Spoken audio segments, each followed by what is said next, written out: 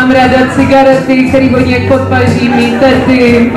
Mám ráda rap, je pro mě víc než Johnny Depp. Mám ráda síťovaný punčošky, co zarejou se do mý hebký pokožky.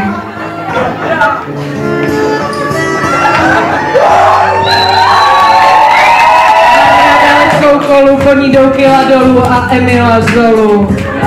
Mám ráda koks a paradox a fotky, na kterých je masox. Mám ráda lambádu, cvičící dádu, tvou něžnou fasádu. Mám ráda svíčkovou,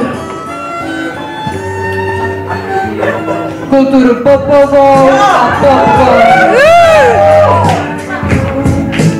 Yeah. A popcorn. Snad je tomu rozumět, popcorn. Mám ráda saláty a velký výplaty, mám ráda sladkosti, filet bez kosti, mám ráda rodiče, CD nosiče, mám ráda drby, hlavně ty blbý. Většinou jsou z tohoto regionu aromatické krby. Mám ráda kakao a vymačkávat jeseňku. Chutě se mění, se stáří. A co ty máš ráda? Nevím, jestli máš něco co říkat, ale pokusím se. A to pro tebe. A chtěla bych trochu víc teda, když už jsme v té kritice, hlasitosti ještě trochu víc.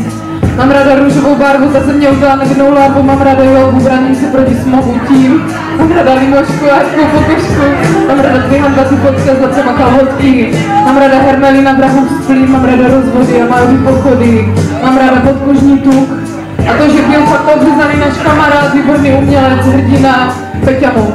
Mám ráda Bonjuina a hejtí kochina, taky chodí z blonďaky, někdy má i s brunetem, někdy i s Větnamcem, a dotyčenem do kina. Mám ráda Dona Kichota, Pežeta. Mám ráda čurat ve křově, co to nikdo nedoví, mám ráda NATO a kočičí zlato a platová jec. Mám ráda cizí slova. A to, že brána vraně okotlova a mě to vůbec nedá, mám ráda veganisty, mystiku, vajce, pastiku, rulanský šedý a dredy, koromony a starice dá od Madony. A vyprodané sály, plné neslyšící.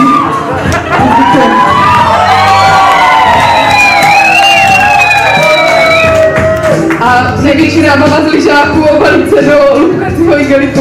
To je strašně originální zábava. To je v rámci hubnutí jarního digranioga.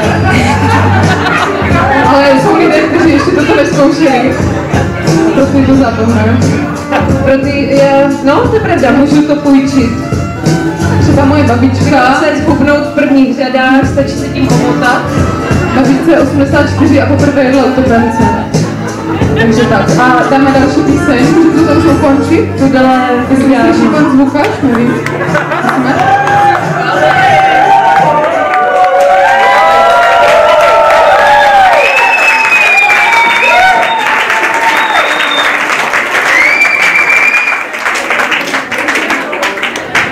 Tak, ale my jsme zjistili, no, já to nebudu říkat, co?